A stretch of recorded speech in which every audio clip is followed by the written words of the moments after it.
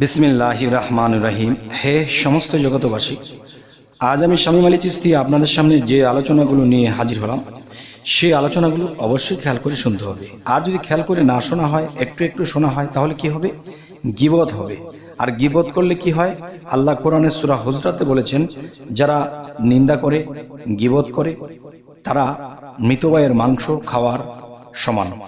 আবার এটাও আল্লাহ বলেছেন, অবশ্যই তোমরা মৃত ভাইয়ের মাংস ভক্ষণ করিতে চাও না। তাই আমরা অবশ্যই সম্পূর্ণ আলোচনাটি শুনব। আচ্ছা, আলোচনার হেডলাইনে আপনারা যেটি পেয়েছেন সেটি হলো, দেখেন যে হে মানুষ, আপনার পিতা কয়জন? আপনার পিতা কয়জন? এটা কেমন কথা? শরীয়তের ভাষায় বা আমরা যে কোনো স্তরের লোকই হই না কেন, একটা কথা ভিতরে কাজ করবে যে এই লোকটাকে ভালো মনে করি, জ্ঞানী মনে করি, কিন্তু এই লোকটা কি বলল যে আপনার পিতা কয়জন? কেন? একজন সন্তানের পিতা তো একজনই, যিনি আমার জন্মদাতা। দেখেন, জন্মদাতাকে পিতা বলতেছি কেন? তার থেকে, তার উছিলায় আমি পৃথিবীতে এসেছি, তিনি আমাকে ভরণ পোষণ দিয়ে আমাকে বড় করেছে, তাই আমরা তাকে জন্মদাতা পিতা বলে থাকি। কিন্তু দেখেন, পিতা কিন্তু আরো অনেক জায়গাতে আছে। যেমন নিজের পিতাকে আব্বা বাবা বলে ডাকে, ঠিক দেখেন নিজের যে শ্বশুর আছে তাকেও কিন্তু পিতা বা আব্বা বলে বা বাবা বলে ডাকে। তবে আজকে যেটি আমি বলতে চাচ্ছি, দেখেন তাহলে নিজের শ্বশুরকে পিতা বা বাবা কেন বলা হয়? যে আমি যাকে গ্রহণী করেছি তাকে সে জন্ম দিয়েছে, তার পিতা তো আমারও পিতা। তাহলে দেখা গেছে যে সেখানেও বাবা বা আব্বা বলে আমরা ডেকে থাকি। এ হলো দুইটি। এবার আসবো ইব্রাহিম খলিলুল্লাহ, যিনি জাতির পিতা, তিনিও কিন্তু পিতা। তাহলে সে পিতা হলেন কেন? তিনি মুসলমান জাতির পিতা, এটি আমরা জানি, এবং তাকে পিতা বা বাবা বলেই জানি। এ হলো তিনটি। আচ্ছা, তো এবার আসবো, যদি আপনাকে কেউ বিবাহ করার সময় উকিল দেয়, তিনিও কিন্তু আপনার উকিল শ্বশুর, তাকে দেখলেও কিন্তু আব্বা কিংবা বাবা বলে ডাকা হয়। আর যাকে ডাকা হয় সেও কিন্তু খুব আনন্দের সাথে বলে যে আমার ছেলে মেয়ে না থাকলেও আমার উকিল মেয়ে, সেই মেয়েটি বিবাহ হওয়ার পর আমি একটি ছেলে পেয়েছি যে আমাকে বাবা বলে ডাকে, আমার খুব ভালো লাগে। তাহলে সেটাও কিন্তু একটা পিতা। তো এবার আসবো যে আদম আলাইহিস সালাম, যিনি আমার আদি পিতা বা আপনার আমার আদি পিতা, প্রথম পুরুষ, সেও কিন্তু আমাদের পিতা। তাহলে দেখেন, যখন কোনো মানুষকে বলা হয় যে আমাদের পিতা একজন নয় বহুজন আছে, তাহলে সেই একটি মানুষ হঠাৎ করে কিন্তু সে রাগান্বিত হয়ে যায় বা একটা গীবত করে কিছু বলে বসে, কিন্তু সম্পূর্ণ আলোচনা কিন্তু শোনা হয় না। অবশ্যই সম্পূর্ণ আলোচনাটি আমরা শুনব। তবে দেখেন যে এই পর্যন্ত যে কয়জন পিতা আমরা বের করেছি, একটা পিতাকেও কিন্তু ফেলে দিতে পারবেন না, সবগুলি কার্যকর, কিন্তু এক একটা পিতা এক একটা স্তরে। আচ্ছা, গেল এটা। এবার যদি আমরা আসি যে আমরা ছোটবেলায় যে মাস্টারের কাছে পড়েছি, যে আমাকে ক খ গ ঘ শিখিয়েছে, তিনি আমাকে কখনো কখনো শাসন দিয়েছে, কখনো কখনো আদর করে বাবা বলে সে আমাকে ডেকেছে, আর বলেছে কি, বাবা এটা এভাবে পড়ো, ওটা ওভাবে পড়ো। অনেক ধৈর্য নিয়ে আমরা দুষ্টমি করেছি, এদিক সেদিক খেয়াল করেছি, ঠিকমতো পড়িনি, কিন্তু সে আমাদেরকে যতটুকু শাসন করেছে এর চেয়ে বেশি বাবা বলে ডেকেছে, বাবা এটা এভাবে পড়ো, বাবা এটা এভাবে পড়ো। তাহলে যিনি আমাকে বাবা বলেছে তিনিও আমার পিতার সমতুল্য, তাকে পিতার সমতুল্যই আমাদেরকে জানতে হবে। গেল এটা। আরো একটা বিষয় হলো, দেখুন যে রাস্তায় যখন মানুষ হাঁটে তখন কিন্তু কেউ একটা বোঝা নিয়ে দাঁড়িয়ে আছে, যে সে একা এটা আলগো করে যেতে পারছে না, কে তাকে উঁচিয়ে মাথায় তুলে দিবে এরকম কেউ নেই। তো লোকটা দাঁড়িয়ে বলছে, বাবা আমার এই বোঝাটা একটু আলগিয়ে দিবেন। আচ্ছা বলেন তো, এত এত বাবা থাকতে রাস্তায় দাঁড়িয়ে যখন একটা লোক বলল যে বাবা আমার বোঝাটা একটু আলগিয়ে দিবেন, তখন আপনি বলেন আচ্ছা ঠিক আছে বাবা ধরেন আমরা বোঝাটা আলগিয়ে দিই, তাহলে এটা কোন বাবা? আচ্ছা, তাহলে এটাও কিন্তু একটা মহব্বতের বাবা চলার পথে। আচ্ছা, আমি যে তার বোঝাটা আমি উঁচু করে দিয়েছি তার মাথায়, যদি এই লোকটি কখনো কয়েক মাস পর বা 1 বছর পরেও যদি সেই লোকটি দেখে যে আমি কোথাও একটু হোঁচট খেয়ে পড়ে গেছি বা আমাকে দেখার কেউ নেই, আমি অসুস্থ হয়ে পড়ে আছি, তখন সেই লোকটি কিন্তু আমাকে চিনবে, আমার কাছে যাবে, বাবা তোমার কি হয়েছে, এতটুকু অন্ততপক্ষে জিজ্ঞাসা করবে। এরপরে বাকি কি করবে সেটা পরে। কিন্তু আমাকে জিজ্ঞাসা করার মতো একটা লোক হয়ে গেল যে সে মনে করবে যে সে আমার বোঝা মাথায় তুলে দিয়েছিল, এতটুকুই সম্পর্ক তার সাথে। কি বাবা কি হয়েছে? সেদিন তো বাবা বলেছো উভয়ে, কিন্তু আজ বাবারে আমি তো এই সমস্যায় পড়েছি। তখন তাকে ধরে বাড়িতে নিয়ে গেছে। তাহলে অতটুকু সম্পর্ক কিন্তু মানুষকে বাবা পুত্রের সম্পর্কের মতো হয়ে যায়। আচ্ছা, এটা গেল একটা বিষয়।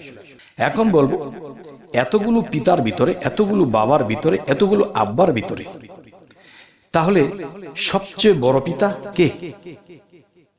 সবচেয়ে বড় পিতা কে?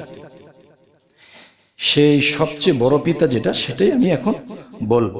সেটা হলো, দেখুন, মানুষ যখন বলে যে এই পৃথিবী যিনি সৃষ্টি করেছেন, যিনি এই সমগ্র পৃথিবী সৃষ্টি করেছেন, এবং দেখা যায় প্রত্যেকটা প্রাণীকে আল্লাহ খাওয়ান দিচ্ছে, যার যেখানে যা লাগে তাই দিচ্ছে, তাহলে মহাবিশ্বটা কিন্তু একটা সংসার।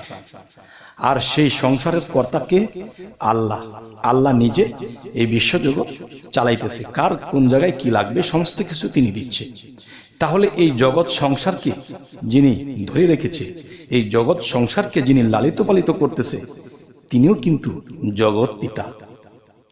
তাহলে যতগুলো পিতার কথা বলেছি, কোন পিতাকে আপনারা ফেলে দিতে পারবেন সেটি অবশ্যই কমেন্টে লিখবেন। এবং আরো একটি কথা বলবো যে মূলত আমরা এই পিতা শব্দের যে মানুষগুলো আছে, যেমন যদি আমার দাদা হয়, সেও কিন্তু আমার পিতার সমতুল্য, সেও কিন্তু আমাকে আদর করেছে, কোলে নিয়েছে, পিতার সমতুল্য তাকেও মানতে হবে। তো যতগুলো পিতা বা যতগুলো আব্বা, যতগুলো বাবার কথা বলা হয়েছে, এর মধ্যে অবশ্যই আপনারা জানাবেন যে কোন পিতাকে আমরা ফেলে দিতে পারবো এবং কোন পিতাকে আমরা উচ্চস্থানে রাখবো।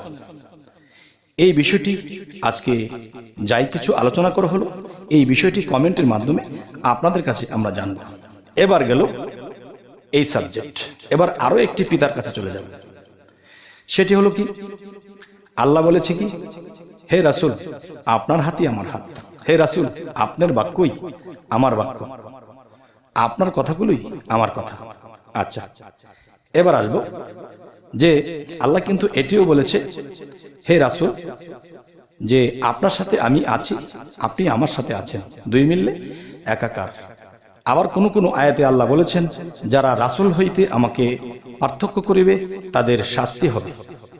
যে রাসূল থেকে আল্লাহকে আলাদা করা যাবে না, কারণ বন্ধুকে ছাড়া বন্ধু থাকতে পারে না।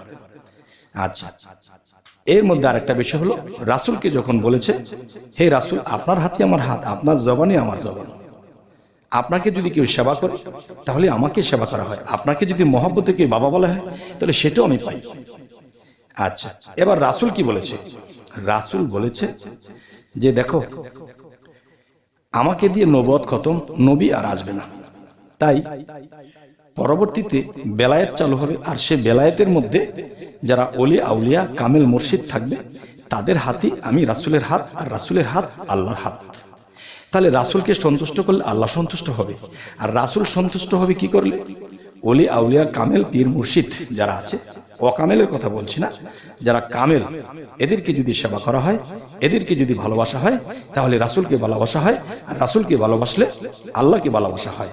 যদি নিজ মুর্শিদকে নিজের পিতার মতো দেখি, যে তিনি আমাকে অনেক শিক্ষা দিয়েছেন, আদর দিয়েছেন, ভালোবাসা দিয়েছেন, তাহলে বোঝা গেল আমার যিনি পিতা জন্মদাতা ছিলেন, তিনি আমার ভরণ পোষণ দিয়ে এই দেহটাকে বড় করে তুলেছে। কিন্তু যিনি মুর্শিদ, যিনি শিক্ষক ছিলেন ছোটবেলায়, তারা কিন্তু আমার পিতারই সমতুল্য, তারা কিন্তু আমাকে আত্মায় শিক্ষায় শিক্ষিত করেছে এবং বাহ্যিক শিক্ষায় শিক্ষিত করেছেন।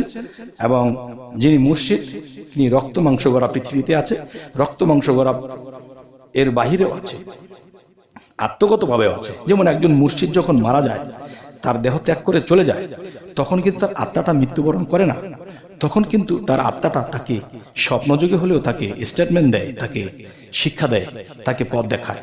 আর মুর্শিদের আরেকটি নাম হলো পথ প্রদর্শক। আচ্ছা, তাহলে বোঝা গেল যে এত জায়গায় পিতা বলে আমরা এসেছি। এখন অনেক জায়গায় অনেক কিছুতে মানুষ একটা কথা বলে থাকে যে পীরকে বাবা বলবো কেন, আমার কি বাবা নেই? এই যে একটি কথা বলে ফেলেছে। কিন্তু এত জায়গায় পিতা বলেছি, কোন পিতাটা ফেলে দিতে পারবেন?